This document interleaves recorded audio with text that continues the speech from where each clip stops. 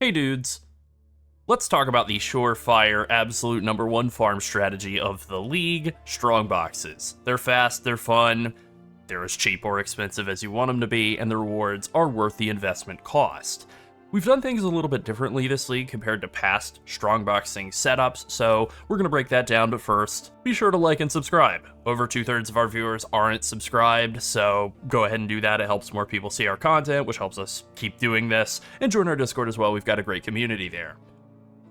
Okay, I'll just mention briefly that GGG has announced PoE 2's next league. It looks really cool. We did a little breakdown, write-up, and video about it. Alright, let's move on to Strongboxes. Okay, Strongboxes. They are as basic as PoE mechanics can get, and that's not a bad thing. They are our favorite strategy for this exact reason. They're probably the PoE community's favorite strategy in general for the same reason as well. They've always been good, but in the era of Atlas passive, the Atlas passive tree duplicating all the currency and div cards that Strongboxes drop, they're just incredible. Head and shoulders above all the other mechanics in most leagues. You know, you click the box, you get the monsters, profit. Alright, so there are really two ways to run Strongboxes. You can run them with Containment Scarabs, which are expensive, or you can do them cheap without Containment Scarabs. So the non-containment setup will usually have 11 Strongboxes per map. Maybe you get lucky in high roll and you have like 12 or 13, but usually it's like 11. With Containment Scarabs, you get something like 35 to 50 Strongboxes per maps, and that's because the Containment Scarab converts all of the naturally occurring monsters in a map into Strongboxes instead. Now, what it doesn't do is convert any, like, monsters that you've added into the map by, like, whatever, using a Scarab or using, like, Einhar, for example. Einhar red beasts aren't going to be turned into Strongboxes. Essences aren't. Eldritch Altar packs aren't, any of those aren't going to be converted into packs, but just naturally occurring ones will be. And having tested this in both, like, very, very sparsely populated tier 16 maps like Dunes, very dense maps like Toxic Sewer, and then also tier 17 maps, which should have way more monsters, it pretty much just always boils down to like 35 to 50 extra Strongboxes per map. It really seems to be about the same, regardless of what map you're doing, which is kind of freeing. It means you could basically just choose to do any map that you want. And we've actually chosen to do tier 16.5s in this setup instead of tier 17s, which is a bit of a deviation from the way that we've done this in the past. And I'm going to kind of break that down now. So let's start with the first thing about tier 16.5s. Why are they good? They have the ability to roll all of the same tier 17 map mods on them, and more importantly, all the tier 17 map bonuses, things like I have on this one here, more currency, or this one, more scarabs and more currency, more currency, more scarabs, more currency, and so on. They're also craftable with bestiary in a bit of a funky way, which I have done on some of these and actually found to be pretty rewarding. So there are 3 different map crafts that you could do with bestiary. You can use this craft, which costs basically like 2 chaos to like exalt a map. A little bit tedious, but you could do it instead of raw exalting, which is obviously not something you can do with a tier 17 map, and not super valuable. Then you can either double corrupt your maps for, again, about 2 chaos, 1 or 2 chaos, and then you can also roll them to have 30% base quality with the beasts, and this is something I did. I think you may be able to do this with tier 17s. I don't know, I never tried. To be honest, I never remember that this even exists, but I did for the purposes of doing this, and I actually found it to be pretty profitable. Like, it does add 10% quantity to all of your maps, and then there's some multiplicative effects with some bonuses in the tree as well that kind of makes that a little bit more valuable. So the thing about rolling up tier 16.5s is that they're really not that different from tier 17s, except that instead of just chaos spam, you can use Alk Scour, and now that there is some better tech in the game for Alk Scouring stuff, this is a little bit cheaper to roll. Like, you can hold Alt to Alk Scour very easily. You can also exalt them up if you have a really well-rolled map that's, got like only 5 mods or something. You can exalt it and hope that it doesn't hit on a mod you're not able to do.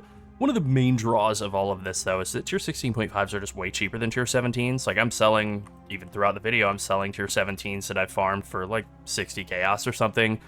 And tier 16.5s, I self-farmed them all, to be honest, but they're super cheap. So something you can do is just run Beach. as your map of choice. Beach is one of the natural tier 16 maps of this league. It's these 4 up top: Forking River, Phantasmagoria. No, I don't think so. Forking River, Beach, Plateau, and Ivory Temple, maybe? I don't know. 4 of those. Anyways, Beach is the one that is the best of the 4, and you can just, any map that drops, you know, like whatever, Iceberg, you can, that's actually kind of a nice map, but that's fine. You can just roll it with Horizon Orbs, and then you'll get a beach map.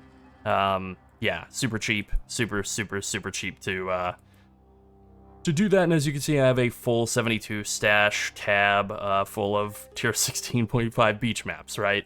So the issue with Beach is that it has a terrible div card, and it does only drop Abomination map, which is the main reason that I didn't use it. A bad div card is fixable. Whatever map that you're choosing to do this strategy on, you are going to get a lot of div card drops because you're going to kill a lot of monsters by doing Strongboxes, so you do kind of want to scour a good div card onto it. That's as easy as just running a map that has good div cards, and we can take a look at that by going over to a wonderful website, Maps of Exile. So this is a great website. You can just, instead of sorting by score, you can just sort by card.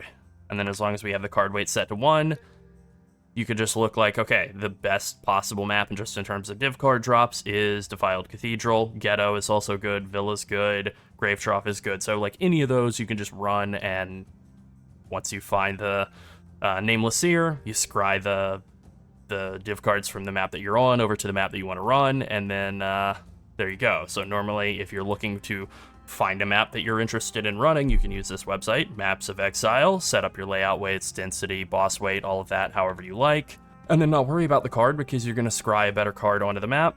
And the only thing that is maybe like a downside of running Beach map is that it drops Abomination map, which isn't as good as Ziggurat coming from Toxic Sewer or Fortress coming from Dunes. So ultimately, those are the 2 maps that I ran, and just playing around with this for like, I don't know, 50, 60 maps. Fortress and Ziggurat being more valuable than A-Bomb was like kind of the only thing that really impacted this decision to do Dunes and Toxic Sewer instead of Beach. But you know, still, I think Abomination maps still sell for like 50 chaos or something, 45, so they're still pretty decent, and it's like trivially easy to get a full stash tab of beach maps, as you can see here. So the other reasons that we did tier 16.5s instead of tier 17s is just like better layouts. Like tier 16.5 maps, you know, tier 16s, you can do maps with good layouts. Toxic Sewer, Dunes, and Beach all have amazing layouts. None of the tier 17s have good layouts. The layouts for all the tier 17s are terrible. Also, you're able to get tier 17s as a thing that drops, and they drop a lot of them. Like I finally got around to buying a Mage Blood that I'm not using, but like I made a ton of currency just off of like picking up and selling off beach maps. In fact, if I talk to Faustus here, like my recent sales history is just, oh yeah, I should liquidate those Fortress maps that I farmed doing this strategy, right? So that is the biggest sales point for doing tier 16.5s for your Strongbox farming instead of tier 17s. Alright, so with all of that being said about maps, let's go ahead and hit on the setup for the strategy, which is very, very basic. This is the Atlas passive tree that we're running. We're taking as much as we possibly can in terms of getting Scarabs. We're taking a lot of the passives that'll give us more maps. We're not going like every single one of the small passives, but we're going pretty close. We're taking almost all of the Strongbox nodes, and that's because we don't really want concealed logistics. Any maps that drop from Strongboxes in your maps are going to be corrupted, and so sure, you can sell corrupted tier 17s for a bit. Getting 2 of them is better than getting 1, but taking the small passives on the way to concealed logistics means that you're going to have more cartographer Strongboxes, and you don't want that. You want as many diviners and arcanist Strongboxes as possible, and you don't want to dilute that in any way. Since we are hand rolling all of these maps, and we are shooting for like a combined 150% increased or more currency and scarabs on them, we want to do everything we can to scale up map mod effect, because that will scale up that bonus. So we're taking mounting modifiers, we are taking chiseled perfection, and then we are beast crafting to get a 30% quality just because it's a thing you can do for very cheap. And it does give you a bit more map mod effect, right? So a little bit more juice there for free. We're also taking these nodes up here for more tier 16.5 maps, because why not? And then the rest of the setup is super basic. Quantity, a little bit of rarity, not a ton. Pack size for Eldritch guys, because we could take like all the quant shrines that we want, and those will actually increase the amount of stuff that drops from all of the maps, or from all of the strong boxes that we do. Other than that, we're just trying to block like all the bad scarab types, and that's pretty much it. Now, there is one thing that is maybe optional, and that's tamper-proof. You can not take this and then hand roll all of the strong boxes in your maps. And that's kind of like the important question for when you're doing a containment strategy. Do you hand roll or do you not hand roll? And for me, the only thing I'm hand rolling ever is a burrito. This is way annoying to do with strong boxes, so I don't recommend doing it, even though technically speaking, you can roll your strong boxes and get more currency out of them. It just sucks to do. So pass. All right, now let's go ahead and move over to Scarabs, and this is like the easiest thing in the world, right? You run one of each of the types of Scarabs, and you're done. That's Strongboxing. Regular Ambush Scarab gives you more Strongboxes. It's just kind of the like last resort. Hidden Compartments gives you a 15% chance for your Strongboxes to be opened a second time, and this is recursive. It also stacks with these bonuses here to give you 31% chance for your Strongboxes to be openable multiple times.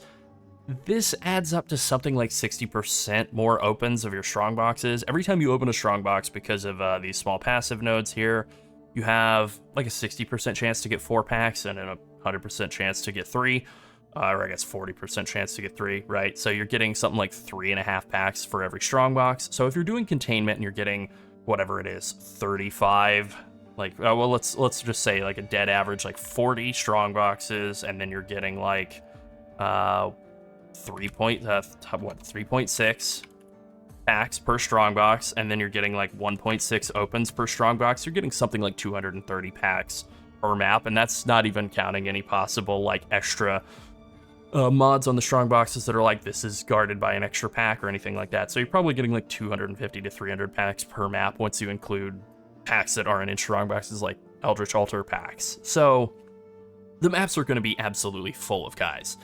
And that's great. That's where you get all the div cards, where you get all the scarabs, where you get all of the maps, is from all those monsters that you're killing.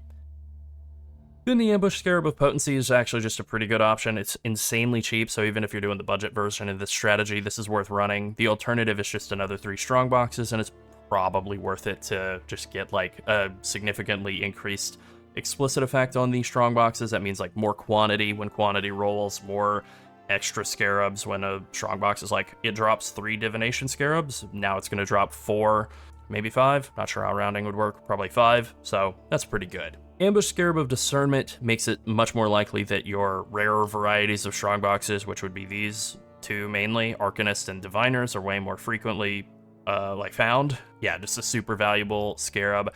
A little expensive at the start of a league, but even after like the first weekend, it's worth running this. 100% of the time, even if you're going for budget, you absolutely want to be able to use these.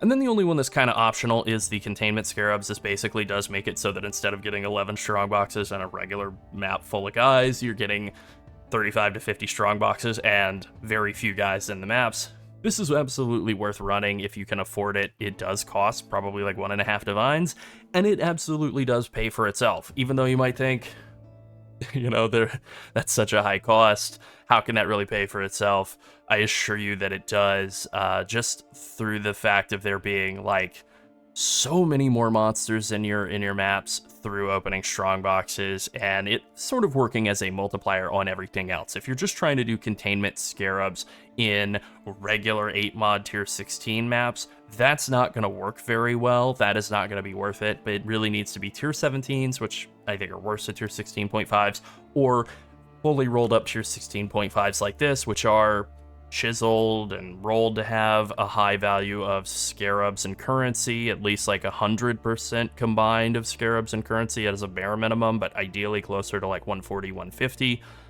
And then also 20% Delirious is nice just to throw on there. Get some extra like juice out of all the monsters that you're killing, out of them all being Delirious. And yeah, Containment is really like valuable as a multiplier on top of a multiplier on top of a multiplier on top of a multiplier. And then finally, the last, and I guess most obvious thing, but whatever, is you do want to run Ambush as your map device. You know, it gives you an increased chance to find Ambush Scarabs, and while these 3 types, the Ambush, Hidden Compartments, and Potency, are all pretty common, Discernment and Containment are decidedly less common, and you will find a lot more of them. I found, I don't know, honestly, I wasn't like super paying attention, but I probably found like a Containment Scarab like every couple of maps, every 2 to 3 while doing this strategy, and I do chalk that up in part due to like running Ambush in the map device and also trapping carapaces. This is something that goes at a virtually every farm strategy, and honestly, I think for any farm strategy where you have the option, running ambush just to get more ambush scarabs is kind of not a bad idea. Alright, let's end on the most important question we've ever asked. What is your favorite soda? We've been really on a Mountain Dew Zero kick recently. It's quite good, but I think for both of us, it's still Coca-Cola and Coke Zero. Alright, that's it. Be sure to like and subscribe if you enjoyed the video, and join the Skipping Sleep Studio Discord and become part of our community. And finally, thank you to all of our channel members. If you want to support us and help us make more PoE content, consider becoming a channel member. Thanks for watching. Bye.